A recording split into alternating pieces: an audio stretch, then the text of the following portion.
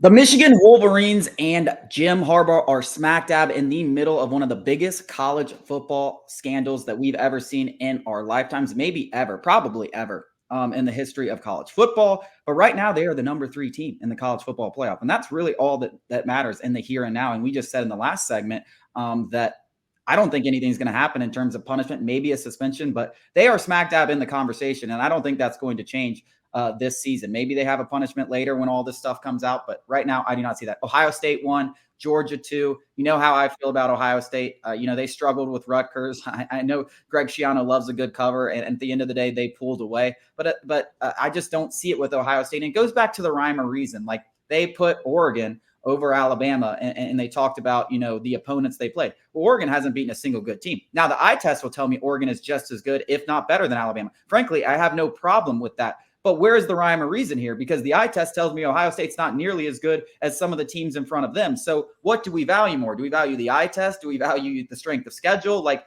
I just want to know the rhyme or reason in these decisions.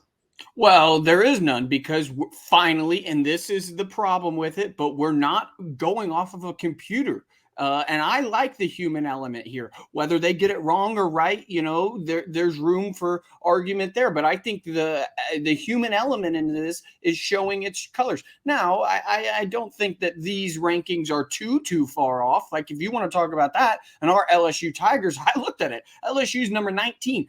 They're beating 10 through 18 on any given Saturday. So if you want to talk about eye test, I mean, LSU should be higher, but they have 3 losses, so you can't. So I have no problem with putting Texas in front of Alabama at this point in time, or Oregon in front of Alabama at this point in time, or Ohio State in front of Georgia at this point in time. Now, Georgia goes out and dominates Ole Miss, and we sit here on Tuesday and we still have Georgia as number 2, then we can have a real discussion. But at this point in time, I see a lot of Georgia fans that are up in arms about all this. And I think that, the main thing that Georgia fans need to get through their head is these rankings don't really matter for you in particular. For you in particular, they don't really matter. And teams are going to lose. So, I think most fans need to get through their head that we're arguing about rankings that are going to look silly here in a few weeks. Though, if we want to argue the sense right now, I mean,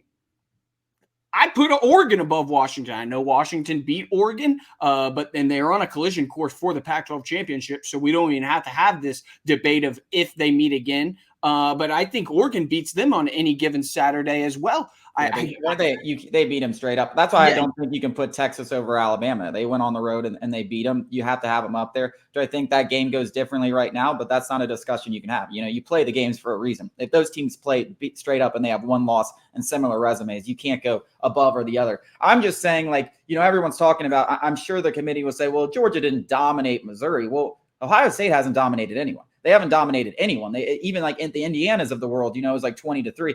They definitely didn't dominate Penn State. Now Penn State played like absolute crap. Beat Penn State and they beat Notre Dame, but there was definitely no dominant way. So I'm just wondering, where is the rhyme or the reason? Alabama. I mean, they have some of the most dominating wins over top 10 teams. Okay, LSU's down 19, but let's be real. Let's be real about what LSU. That's a good team. They beat them by 2 touchdowns. And that second half, you go back to it, they beat Tennessee, number 13 in their rankings. That was one of the most dominant halves of football, maybe all season by any team.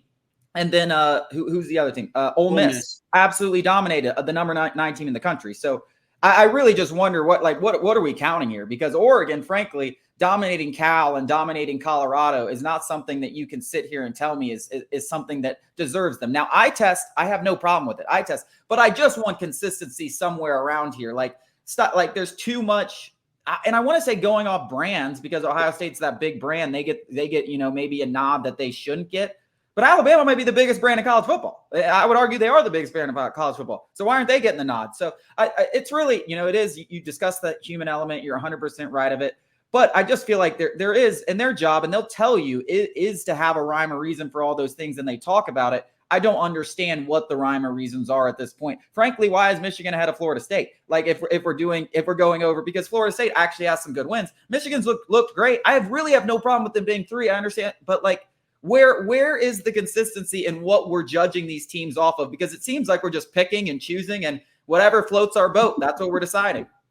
Well, Oregon did. I mean, maybe the best win they had was against Utah, in my opinion. I mean, they absolutely dominated Utah in all facets of the game. And at that point, we were talking about Utah being a potential sneaky Pac 12 champion. So I think that, as we're discussing it right now, it's going to look much different than in a couple of weeks. I know you agree.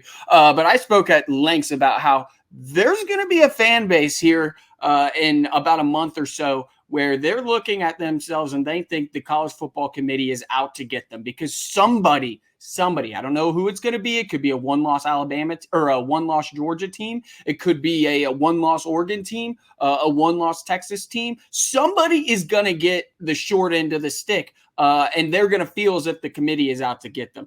It's building up to be a one-loss team does not be able to get in. John Robinson, we got to discuss him. Is he a decoy? Arthur Smith seems to think so.